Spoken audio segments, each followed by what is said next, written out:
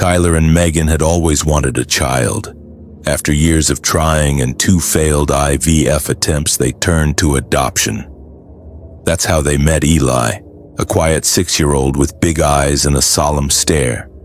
He barely spoke on the ride home, but once he settled into his new room, he asked for paper and crayons. Megan took it as a good sign. Maybe drawing would help him open up. But by the end of the week, every drawing was the same. A staircase leading down into a dark basement. Always the same number of steps. Always a heavy wooden door at the bottom with 6 locks on it. Tyler noticed first. Their house didn't have a basement. Never did. At first they thought it was just imagination or maybe a place from his past. But Eli never explained. He just kept drawing the same thing. Over and over. One night, Megan found him standing in the hallway at 3 a.m., staring at the spot under the stairs. When she asked what he was doing, he simply said, "I hear the door breathing." Tyler brushed it off. Kids were weird and adoption came with adjustment. But things got worse. The lights would flicker under the staircase. They started hearing creaks at night, slow and steady, like someone walking up from beneath them. One morning they found scratch marks on the inside of the closet door beneath the stairs. Long, deep ones. Megan was ready to call someone, a doctor, maybe even an exorcist. That night, Eli finally spoke again. "Don't go down there," he whispered. "He doesn't like when people come back." Later that week, Tyler pulled up the floorboards out of sheer frustration. Beneath the stairs, buried under old boards and insulation, was a sealed crawl space. And inside, bricked into the wall, was a door. The exact door from Eli's drawings. Same wood, same locks. Only 5 were still shut. 1 was already open. They packed that night. No discussion, no hesitation, just left. They didn't stay to figure out what was really behind those doors. And I'm sure they'll never go back inside that house again. Sarah thought it was just a quirk at first. Her newly adopted son, Noah, refused to sleep unless his closet door was wide open. Not cracked, not halfway, wide open. Every night it was the same routine. She'd tuck him in, kiss his forehead, and as she reached to close the door, he'd sit bolt upright. "Don't," he'd say. "He has to see me." The first week she argued with him, then she gave up. Trauma manifests in strange ways, the adoption counselor had told her. Just let him feel safe. But Sarah didn't feel safe. It started with noises, scraping sounds, tapping from inside the closet. She thought maybe rats or pipes, but exterminators found nothing. One night Noah screamed. She rushed into the room and found him sitting in the middle of the floor, staring into the closet. "I moved," he said. "I'm not supposed to move." Sarah set up a baby monitor the next night. Nothing showed up on the regular feed. Just static anytime the camera turned toward the closet. So she bought a motion detection camera. She hid it in a stuffed animal and aimed it straight into the closet. What she saw the next morning made her drop the tablet. At exactly 3:12 a.m., the closet door creaked wider on its own. A tall, thin shape emerged, pale and shadowy. It didn't walk. It just seemed to slide forward, stopping at the edge of Noah's bed. It stood there for nearly 10 minutes, watching. Then it turned and stared directly at the camera. The file cut off right after that. She tried to show it to someone the next day, but the footage was gone. Erased. The app wouldn't even recognize the camera anymore. That night, she went to close the closet while Noah slept. He didn't wake up, but his voice whispered from under the blankets. "If you close it, he has to find somewhere else to watch from." Sarah didn't sleep that night. She sat in the hallway watching his door, watching the closet, waiting for something to happen. But she never made it to morning. She packed their bags and left before the sun came up. They didn't stay to see who or what had been watching from that closet, and I doubt they'll ever set foot in that house again. Rachel and Marcus adopted 9-year-old Lily from a foster care agency in upstate New York. She had been through a few placements already, and her case file mentioned trust issues, occasional sleep disturbances, and a tendency to cling to maternal figures.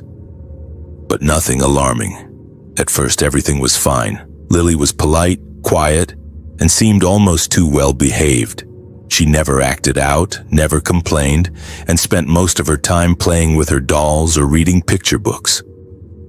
Rachel thought maybe they got lucky. The first odd thing happened about a week in. Rachel heard Lily talking in her room after bedtime, not mumbling or pretending, but full conversations. When Rachel peeked in, Lily was sitting cross-legged in front of her nightstand, facing an old rotary phone. Rachel stared at it. It wasn't plugged in. It had come with the house, something the previous owner left behind in the attic. It didn't even have a dial tone. Rachel gently asked who she was talking to. Lily looked up and said, "My real mom. She calls every night." Rachel tried not to react. Maybe it was trauma, maybe a coping thing. She told Marcus later, and they decided not to make it a big deal. But it kept happening. Every single night between 2 and 3 a.m., Rachel would hear Lily talking in soft tones from her room, always facing the phone. Always calm. One night, Rachel quietly walked down the hall and pressed her ear to the door. Lily was whispering, "I miss you too. No, I don't like it here. I know. I remember what you said. I will." Rachel opened the door. Lily turned sharply and hung up the phone like she'd been caught doing something bad. "I'm sorry," she said. "She said not to talk when you're listening." Rachel removed the phone from her room the next day and locked it in the garage. That night, Lily didn't say anything. She just sat up in bed, eyes wide open, staring at the wall. When Rachel asked what was wrong, Lily whispered, "Now she's mad." That same night, the house phone rang at exactly 2:17 a.m. Rachel and Marcus were already awake, shaken by the sudden cold in the house. The thermostat read 78, but the air felt like a refrigerator. Marcus picked up the phone and said hello. No one responded. But there was a sound on the other end. A wet, crackling inhale, then a voice.